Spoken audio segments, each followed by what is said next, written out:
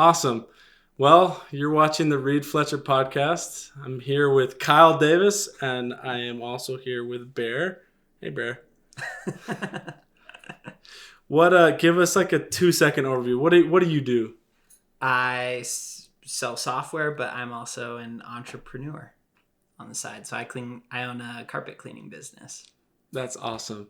Me and Kyle met because we were both doing summer sales in Arizona, right? Yeah, Phoenix. You were doing postseason there? Yeah, I think it was either post or preseason. Yeah, that's right. It was after the summer. So yeah, postseason. Where were you selling that year for the normal season? You weren't in Arizona, right? No, I was in Phoenix, but we were staying there a little bit longer than typical.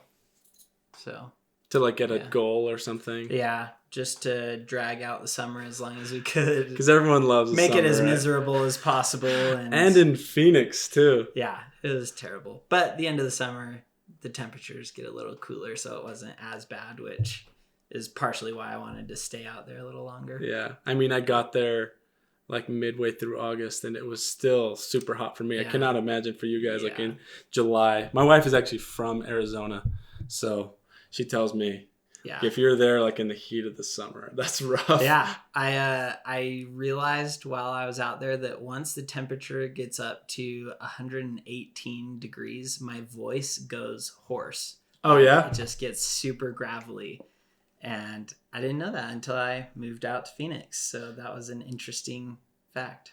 I noticed, so I sold that year in Chicago, which is not anywhere near as hot. It gets maybe in the 90s, but yeah, Arizona, Phoenix is 115, 120. Oh, yeah, 120, yeah. They shut down the airport a couple times just because temperatures were too hot for airplanes to land.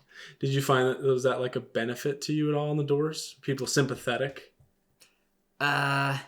Sometimes. It was, each area has pros and cons, and I wouldn't say that the heat is more of a benefit than any other benefits anywhere else. But obviously there's people that would barely crack the door open and are squinting because the heat is blasting their face and they just want to shut the door. Yeah. And then there's other people, of course, that are oh, come on in quick, hurry. Quick, you're going to burn it. Yeah, you're going to burn at the stake. I don't know if I ever told you this, but so my wife is from Arizona, which is why I sold there postseason. Yeah. And so I sold in Indiana that year, not Chicago. I drove from Indiana. Oh yeah, because you were you were about to get engaged, maybe. Yes. Yeah. I proposed actually while living in the Aptive apartments. Yeah. Which is funny. That's funny. And so I drove from Indiana to Arizona, and I stayed the night there, and then I was going to go get all my papers and everything figured out with the office. And the next morning, I got up, and you guys knocked on the door. Of all days, one of the Aptive guys knocked on. I stayed overnight at my in-laws' house before I went and got stuff figured out. And this guy knocked on my door, doing the pitch. I'm like, yeah, hey, I work for Aptive too. It's oh, yeah, cool. When did you sell it? No, this summer, right now. I'm actually going to come. And he turned out to be my roommate. Oh, wow. Yeah.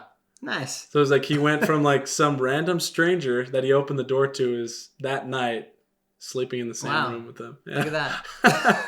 That's really a coincidence. Yeah. It's interesting. How did you get started at Aptive? I had just graduated from BYU, Idaho. I was in Rexburg, and I was teaching third grade. And you knew Jeff Frazier and Kaylee Frazier. Yeah. Right? Redhead? Yep. Uh-huh. Yep. So he was my team lead out in Phoenix. His wife sent me a text and just said something or sent me a Facebook message and said something hey, I know you're teaching third grade. You're probably not making a ton of money. You should talk to my husband about a summer job.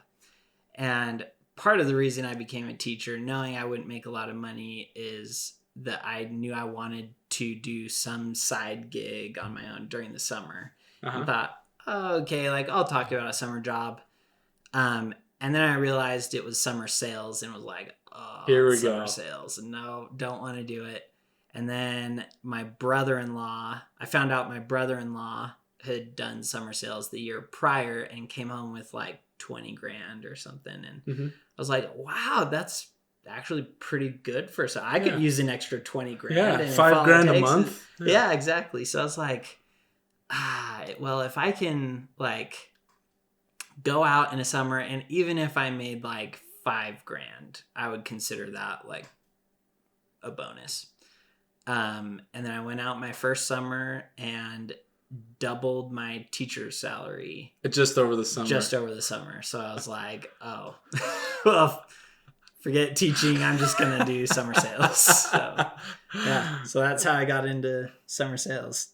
Yeah, I remember we were talking about it because you were a rookie, right? And weren't you? In Were you Phoenix? a rookie in Phoenix, or were you just... That was my second year. Oh, okay. Yeah. And I remember you saying the average guy sells about like 150, maybe. Didn't you get like 100 your first month, and everyone was freaking out and like vests called you and stuff?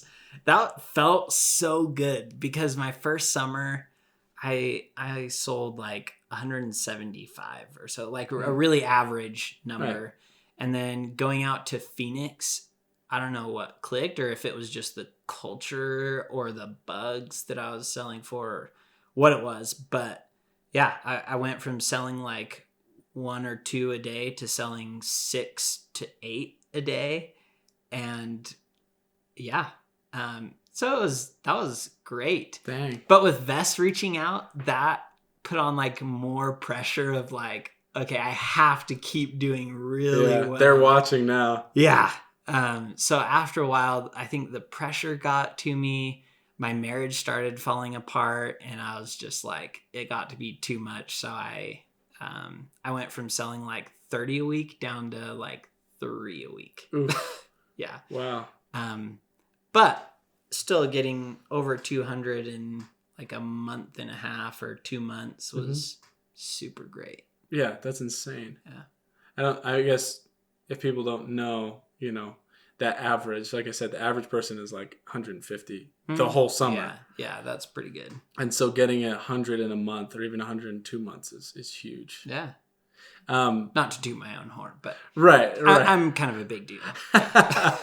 It's so interesting. I've noticed both with myself, with other people, my team lead, something clicked along the way. Like with my team lead, he went from I think he sold maybe 300 total. Mm-hmm. And then he came out the next year and something clicked. And all of a sudden he went from having his best weeks was like a 30 or a 35 to getting 40 and 45 a week. Right. Yeah. And then, you know, like a 50 week. And you want to harness that, but he didn't know what it was. Yeah. He's just like, I don't know. Something's different. And all of a sudden I can do it better. Yeah. It's like one of those mysteries. It's like one of those things that just clicks. I think part of it is definitely learning to emotionally stay in the middle. Whereas like my first summer, there's still this huge question of like, can I even sell? I don't even know what I'm doing. And is it just luck or whatever? And then after that first summer, you kind of learn your averages and learn to trust in the law of averages. And, you know, if I put in this amount of work, I'm going to get this amount of sales. So then emotionally being able to stay in the middle and not have to deal with like, I had a 0 day. Am I ever going to sell an account again? And just being more confident in your own skills, that like increases your ability to sell by a ton. Yeah, that's a good point. I remember that at the beginning of my first year, the up and down, I would get a sale and immediately think, wow, like I am so good at this. Like I'm going to make so much money. And then you go an hour without a sale. Then you go 2 hours without a sale. And all of a sudden, you know, like you go like a day and you don't get anything. Yeah. I guess I'm just the biggest idiot in the world. I don't know. Yeah. You know, whoa. Yep. I remember my first week of sales ever. Like I had never sold anything before. And I always thought salesmen were like the scum of the earth. Right. So did I. Yeah. And then I realized how much money they made. And I'm like, oh, you're not the scum of the earth. You're way above me. But my first week of ever selling pest control, we had newly married, just moved out across the country to Ohio. And I sold 8 accounts my first week and was like, okay, like I'm this is pretty good. But of those 8 accounts, 5 of them canceled. Ooh, Yeah. I've been And there. I remember taking a shower and like almost breaking down and crying, just thinking like, if this is going to be how sales is, I just wasted all this time and energy moving out to Ohio. And yeah, that was tough. But being able to push through that, I mean, obviously it paid off and was Right. really beneficial. So. My first experience. So I sold in California my first year, and we had to like take all these tests and stuff because California is really strict. Oh, yeah. So we had to wait. I got there beginning of May. I didn't end up selling till I think like the 12th or the 13th of May. So I'm just like chilling in California. Like, this is Like, so this'll be sweet. good. Like, this Yeah. is not bad. Like, I'm in a cool apartment, some cool guys, go to the beach. Yeah. And then I go out to sell. I actually got really lucky. So my very first day, I went out with that same team lead, and he's like, showing me the ropes and whatever. Okay, go sell your first account. Okay, like all excited, like I'm gonna do so well. I knock on the door. This old lady answers, and I realize like I don't really know anything, And he's not even with me. He didn't shadow me. He just left. My team lead. And so she answers the door, and I'm like, hey, I'm with Aptiv. We're doing pest control, blah, blah, blah. And she's like, oh, yeah, I'm in, 100%. Let's do it. What do I sign? Okay. And I didn't even have an iPad. I hadn't gotten an iPad yet because it was like so new. I still just had the papers because I think I'd ordered one online. And so I was like, I didn't expect this to work. I don't know what to do. And so I literally told her, like, I'm just going to call my boss. And he ran down. It was the first door I ever knocked on. It was the fattest laydown of my life. Wow. And she bought. She was a real customer. She like, legit bought. I actually want. Yeah, Wow. He came down and he signed her up. And he once I got my iPad, he transferred it over or whatever. Yeah. But for what a minute, the chances? You're like, this is going to be the easiest job. I am the greatest salesman in the whole world. Yeah. And then of course, like. Wow. The rest of the day, I didn't get anything. I got another laydown again. So I ended up with 2 on my first day. But they were both so lucky.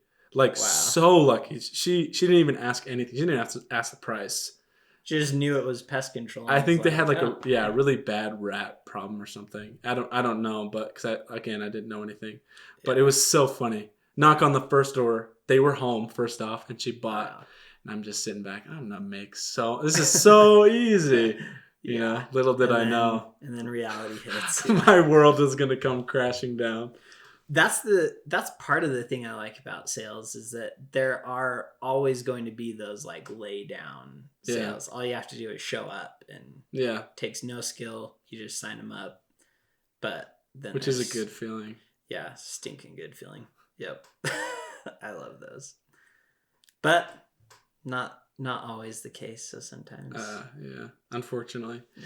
So you hadn't done any sales before? You decided to become a teacher and then thought, maybe I'll do something on the side, but you didn't have like a sales background? Your family didn't do sales? Nope. And my family is part of the reason why I probably thought that salesmen were like the scum of the earth, because just like 90% of families out there, we would have a door-to-door salesman knock on the door, and it's like, oh, don't answer the door. We hate those guys. It's a salesman. No. And then realizing like, oh, and I think when we would see door-to-door salesmen, we'd be like, there's just this reputation of like, oh, they couldn't get any other job. Yes. They couldn't get a real job. So now they're a door-to-door salesman. Yeah. Everyone looks down on them for sure. Yeah. And then, once I realized like, holy cow, because it's such a hard job, they make so much money, then it was like, oh. And now my family's perspective on salesmen is way more respectful or more nice. They're like, oh yeah, salesmen actually grind. They're real people. Yeah, they're real people. Yeah. Yeah. Most of them are real people. I know, it's so funny. After serving a mission in Brazil and coming home, I thought the people were mean in Brazil. Nowhere near as bad as knocking doors. Yeah. Knocking doors, I have never had meaner people ever in my life. Like 2 years of knocking doors in a foreign country. And in 4 months, People are awful to salesmen. It's crazy what they'll do. Yeah. I almost like it though. Like it ends up becoming this game of like, if I'm not on top of my game, you're going to be really mean to me Right. and I'm going to get a lot of rude people. But if I'm on top of my game, I can turn anybody around. Like you can be really mean to me and I'm going to still turn you around and have you buy whatever I'm selling. So I think of it more as like a game. And now you're kind of like been bit by the salesman bug, right? I mean, you work at Net Documents. Yep. Salesman there. Yep. Salesman there. So by day I sell software to attorneys and law Like firms. tax software or what is it? I used to sell tax software. That was at Canopy, which is across the highway. Right. I remember I applied there. Yeah. Yeah. Good thing you didn't get the job. No, it was a really great gig while it lasted, but I think they grew too fast. And then because of that, they had to lay off 93% of their sales floor. Which, oh my goodness. Yeah, that was crazy. I got lucky too because I was going to take that job. But they wouldn't let me do commute because I live in Salt Lake because I was going to school. Mm-hmm. And so they said if I was going to commute, I had to do hourly, and I didn't want to do that. So I was this close. I accepted the job until they said that, and then I was like, dang it. Yeah. So I ended up going elsewhere, which is lucky because... Yeah, yeah. But the nice thing about selling software, one, I was trying to transition out of door-to-door sales. Like it's door-to-door sales is a really good gig, but it's really hard to keep moving every summer, pick up your family, move every summer. There's no guaranteed income. And then the way you make a ton of money is by recruiting other people. And I've never been a good recruiter. Me either. I depend on my own sales skills. And I felt like every summer there was the letdown of, I've recruited 5 guys. And then right before the summer, 4 of those guys are like, I don't want to do it. And like, that was my income. So a lot of disappointments with summer sales. So I was trying to transition out of that and then getting my foot in the door with the Canopy job. I realized that a lot of companies try really hard to hire salesmen for tech companies. It's kind of the same gig for summer sales. Like every summer sales company is going to reach out to you and try to recruit you to sell for them. It's very similar with tech companies, but it's a way more, in my opinion, it's a way more consistent job. Like, when you're working, a lot of tech jobs will offer part salary. Like I'm paid half salary, half commission, which I really love. No, that's really nice. Money that I can count on, and then the money that I can work hard to earn more of. Yeah. So, interesting. Is there like a lead generation?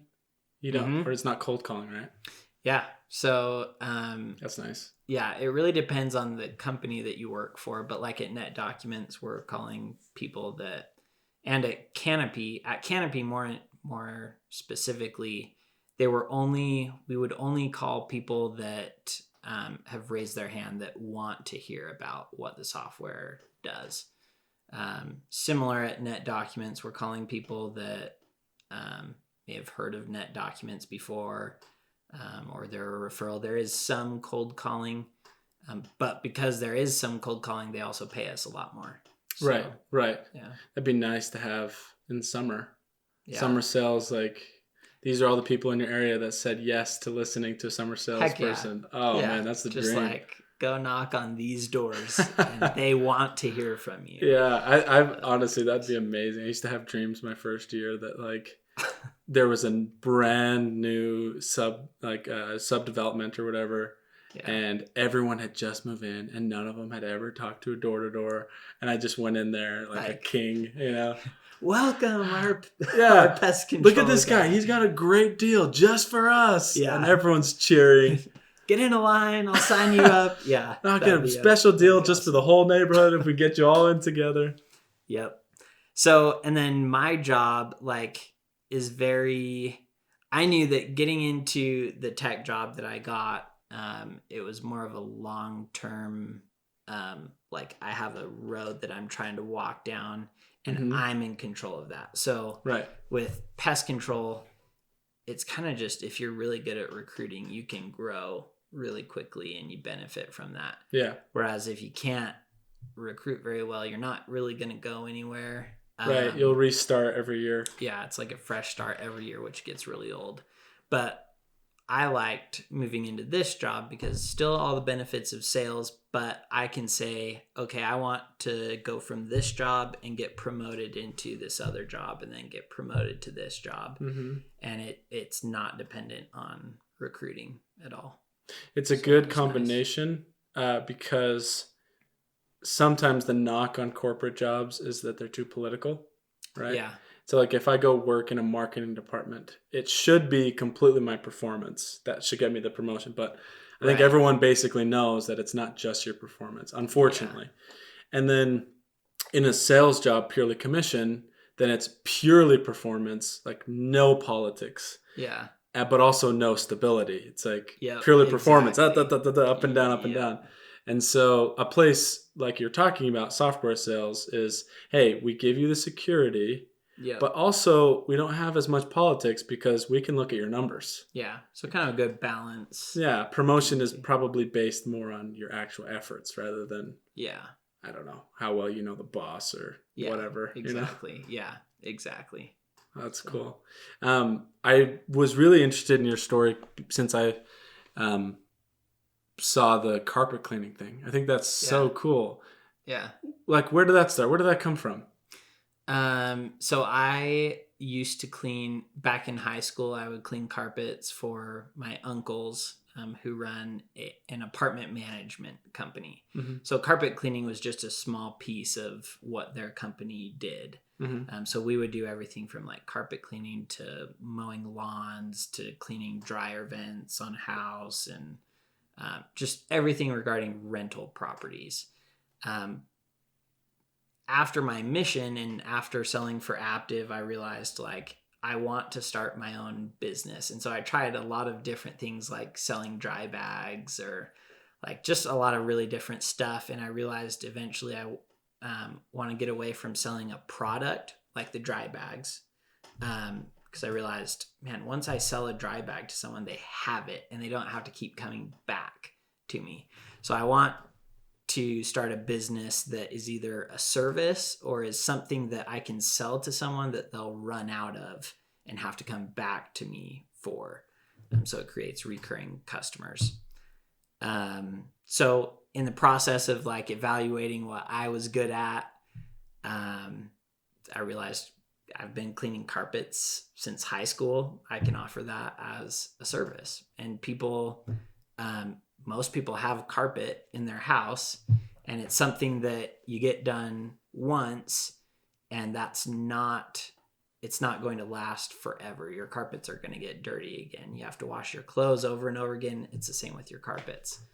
So I thought, well, I'll try doing that. I've sold pest control. I'll see if I can sell carpet cleaning. So I started one up in Rexburg, and that branch went really well. So went with it ever since then. So how did you start? Knocking doors? It actually started with, I was living down here in Utah. I knew that I wanted to take more of a backseat approach to running a business. So I wanted to start it somewhere I didn't live so that I couldn't participate in the business too much. Okay. So a lot of entrepreneurs that I know have started a business, but they really just more or less created a job for themselves, and they get tied down from that. It's no longer a machine that's making them money. It's just a job that they have to do. So I intentionally started it in Rexburg, away from me, but close enough that I could drive up there if I had to and help with something, or at least hire people in person, meet them in person, mm-hmm. and go from there. So preparing for that, my first like way to get it going is I posted on Rexburg garage sale, or one of the Facebook pages in Rexburg, and just said, I posted on one of the Facebook pages, just said, hey, I clean carpets. It's not for a company or anything, but I personally am coming up to Rexburg on this weekend. if there's anyone that would like their carpets cleaned, comment below and I'll reach out to you, give you a price or whatever. Mm-hmm. At that point, I didn't know what I would charge people. I had just done the carpet cleaning for my uncles. I didn't know anything about what they charged people or any of that. But on that post, I had a ton of people comment and say, yep, come over to our house, give me a quote. So I had to figure out really quickly like what I was going to charge people. And that was kind of a mess on its own. Like there were a few people that for one bedroom I charged like $30, and then other people that I wanted to see how much I could charge. Right. So I charged them like $70 per room. So the price really varied, and it was definitely a moment of like, I need to figure out what I'm going to do business wise. But that's really how I started. I went up that weekend, did a ton of carpet cleaning jobs. I paid a friend to come up with me and help me clean the carpets. And ever since then, we're like, okay, we can make this work. There's enough people that want their carpets cleaned. Definitely. It'd be easy enough to post on Facebook again. We can do it this weekend or whatever and go from there. So after that, I hired a couple technicians that lived up there so I wouldn't have to travel up there anymore. Taught them, trained them how to do it, and the rest is history. Do you ever worry about them not doing a good job or anything since you're far away? Yes, that was a worry. So making sure that I trained them really well on how to do it and what's expected, and then making sure, I mean, there's a lot that goes into it, but making sure that I was paying them enough to be motivated to do a good job and not just do a crappy job and get out of the house or whatever. Mm-hmm. And trying to give them enough ownership that they felt like they were benefiting themselves by doing a good job. What kind of stuff did you do to incentivize them? Just paying them enough, or do you have...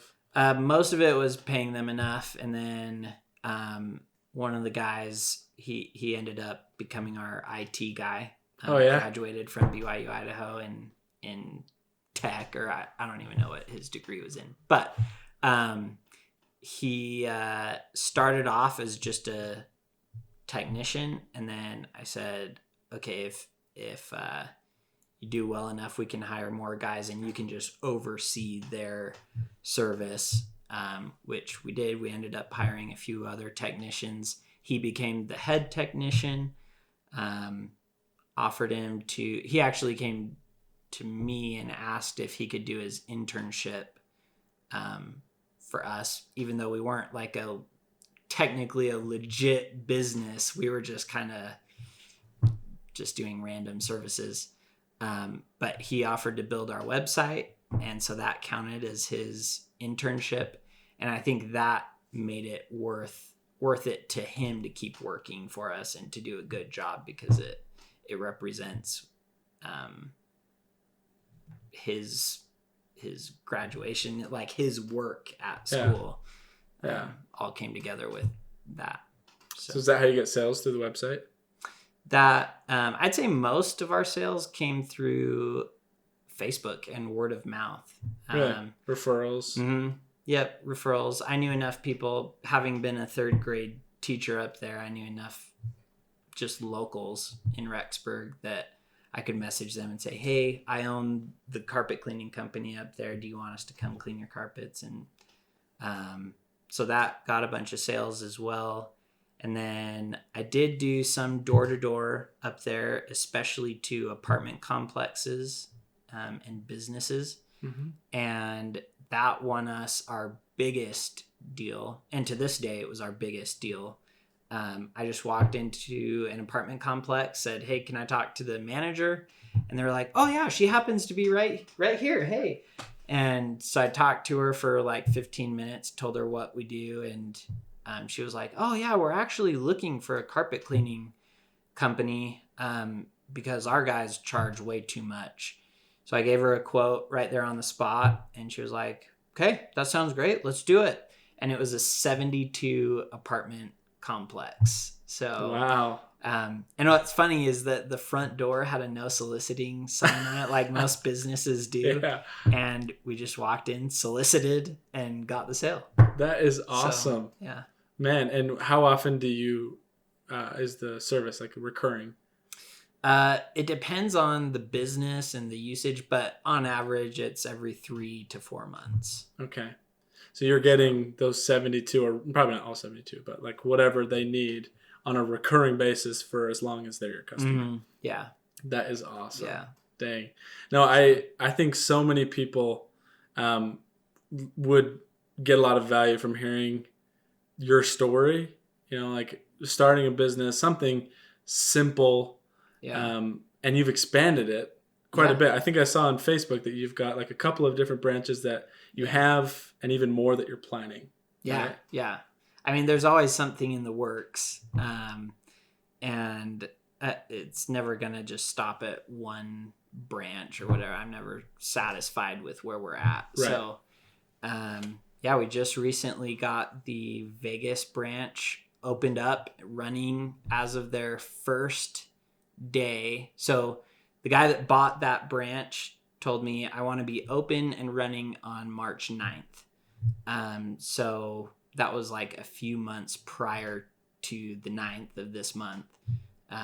So we had a lot of work to do, but we established his Google listing on Google, established his LLC, got all the accounting set up, got all the legal help he needed, all the contracts he needed, got everything set up in a matter of months. And as of March 9th, so a few days ago, Yeah. Was that Monday? Yeah. So what even day is Monday, it today? That was just barely. Yep. Yeah. So he had his first service on Monday and was up and running by then. So wow, that was pretty awesome. So what's the business model? Are you franchising it?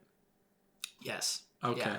And so like McDonald's or something, they can do their own franchise, but they have to follow your rules, and then you get like a margin from that, or how does that work? That's one of the beautiful things I think about red carpet cleaning is that I take a very different approach to our branches than other companies like McDonald's or these other companies take. So most franchisors will say like, we will take 13% of whatever you make. So the harder you work, the more they make as Right. well. Which can be a bonus because if you're not making a ton, you're also not paying a ton. Sure. But my goal with red carpet cleaning was that I feel like there's a ton of people who would be able to run a really good side hustle or side business like carpet cleaning that just don't know how to do it at all. Mm-hmm. Like me starting off, I knew I was really good at cleaning carpets, but I knew absolutely nothing about actually running a business, what it takes to set up an LLC, the legal work behind it. Like I had no idea how to do any of that. And so part of what I want to do with red carpet cleaning is provide that help to people who could run a really good side business that just don't know how to do it. I take that and I help them with all of that. And then the pricing model, instead of me taking a cut for like, instead of you doing more work and me making more money, you pay me a minimal flat rate per month to keep your franchise.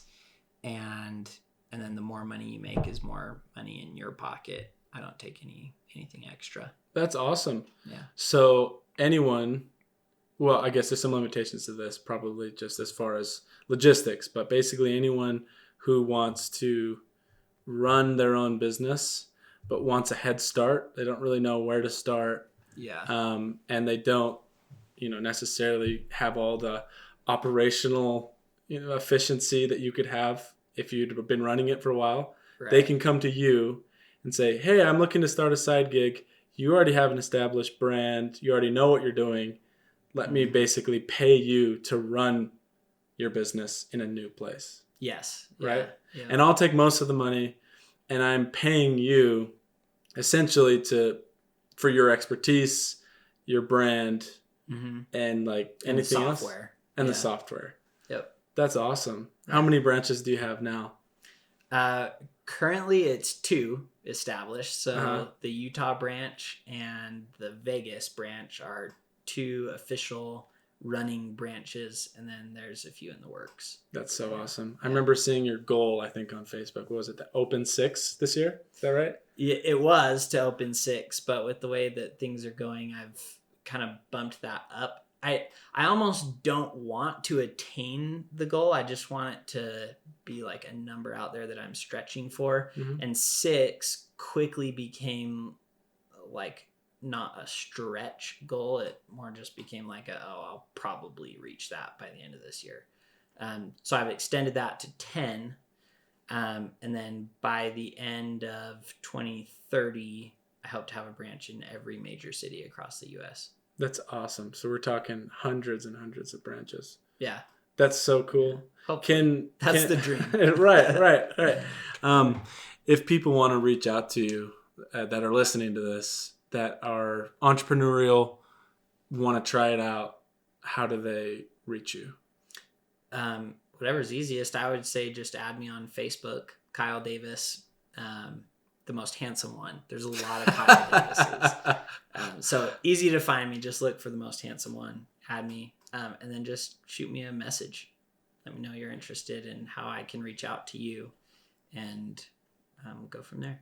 Have you kind of, do you have a game plan for when you feel like you'd be comfortable doing this only? Yeah.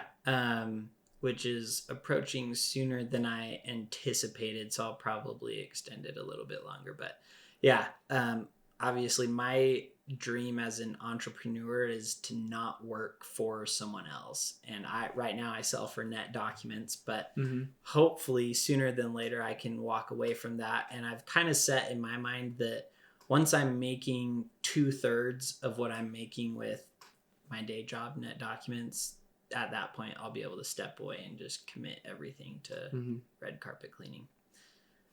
But we'll see. What tips would you give to someone who wants to start a side gig? I would say do a lot of testing before you sacrifice everything. So I've talked to a few friends who are like, I'm pretty sure I could start my own side gig, so I'm considering leaving my full-time job and just doing it. And I think a lot of people get excited about the thought of working for themselves and starting their own business and everything, that they, out of excitement, they give up all of their stability that they had before.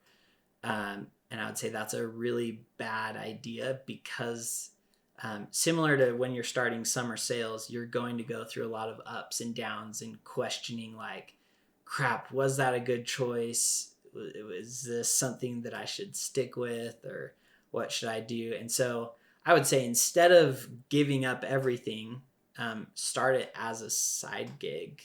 Just offer it as a service, put your services out there, see if people want them and are willing to pay for them, figure out what you can charge for those services or those products or whatever it is you're doing.